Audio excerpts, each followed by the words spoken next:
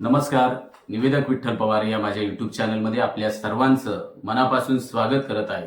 तुमच्या सूत्रसंचालनामध्ये काही अतिसुंदर विचारांचा वापर तुम्ही तुमच्या सूत्रसंचालनामध्ये जर केला तर तुमचं सूत्रसंचालन अतिशय उत्कृष्ट होईल, अतिशय छान होईल आणि अतिशय त्याला एक बहारदारपणा, एक प्रभावीपणा येईल.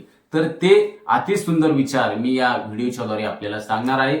ते विचार, अशा पद्धतीचे विचार जर तुम्ही तुमच्या सूत्रसंचालनामध्ये वापरलं तर तुमच्या सूत्रसंचालनामध्ये श्रोते सहभागी होतात आणि त्या निवेदकाला खऱ्या अर्थानं प्रसिद्धी मिळते, नावलौकिक त्या निवेदकाचा होतो. तर मी लग्न समारंभाचं सूत्रसंचालन करत असताना असाच एक सुंदर विचाराचा डायलॉग त्या ठिकाणी वापरला की लग्न म्हणजे विमानातून प्रवास आणि प्रेम म्हणजे बसमधून प्रवास. आपल्याला कंटाळा आला तर आपण बसमधून उतरू शकतो, परंतु विमानातून नाही.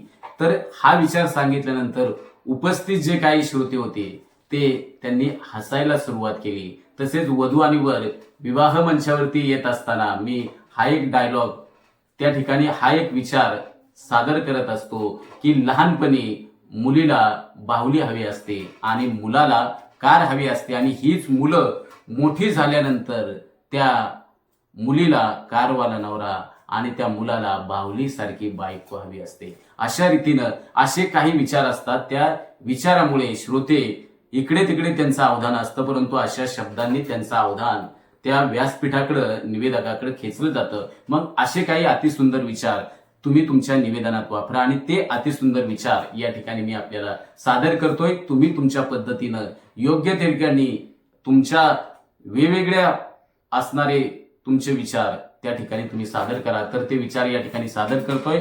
अंगात दम असणं चांगलं, पण तो सारखा लागणं अत्यंत वाईट. तारुण्यात न घसरलेला पाय उतार वयात नक्कीच घसरतो, म्हणजेच बाथरूम मध्ये.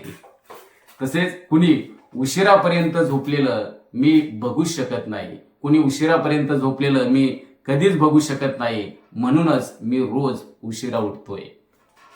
भांडण करताना ते विकोपाला जाणार असेल, भांडण करत असताना तर ते विकोपाला जाणार असेल तर ते करण्यात काहीच अर्थ नाही. मराठी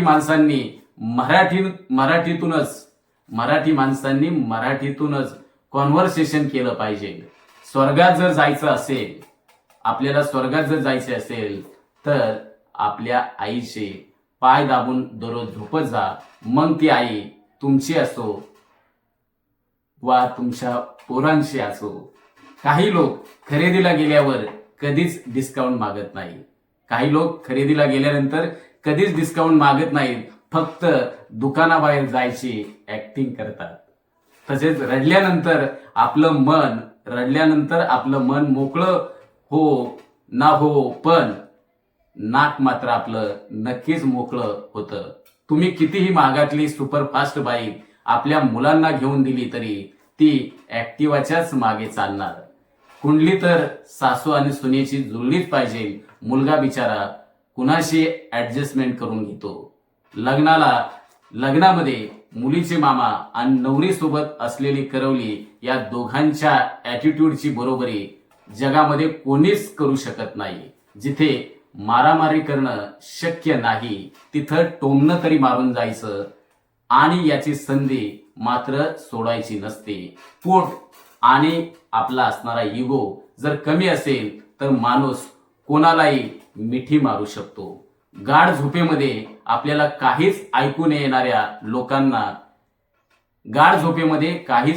येणाऱ्या लोकांना तिकडे सरक हा शब्द कसा काय ऐकू जातो. जर तुम्हाला तुमचं घर लहान वाटत असेल तर एखाद्या दिवशी फरशी पुसून बघा. तर अशा पद्धतीचे जे अतिसुंदर विचार आहेत, तुम्ही कोणत्या ठिकाणी ते विचार वापरायचे हे निवेदकानं अचूक पद्धतीने ठरवायचे. आणि असे जर विचार तुम्ही तुमच्या सूत्रसंचालनामध्ये जर वापरले तर निश्चितपणानं मी म्हणेल की तुमचं सूत्रसंचालन अतिशय सुंदर होईल.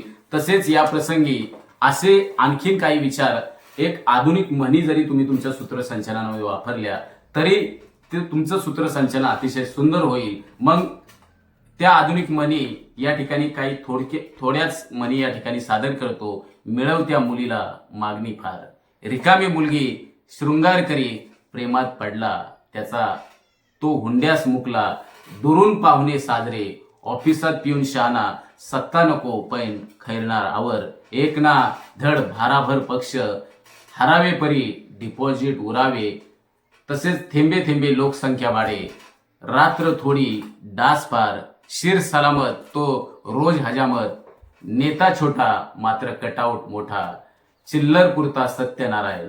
म्हणजे तुम्ही तुमच्या या ज्या आधुनिक म्हणी असतील, तुमचे असणारे अतिसुंदर विचार असतील, तुम्ही नेमक्या कोणत्या ठिकाणी वापरायच्यात त्या म्हणी, तुमचे ते असणारे विचार तुमच्या सूत्रसंचालनामध्ये रंजकता, चैतन्यता, कल्पकता, नाविन्यपूर्ण आणण्याचं काम करत असतात. तर तुम्ही नक्कीच हे विचार तुम्ही वापराल आणि तुमचं सूत्रसंचालन अधिकाधिक उत्कृष्ट बनवाल.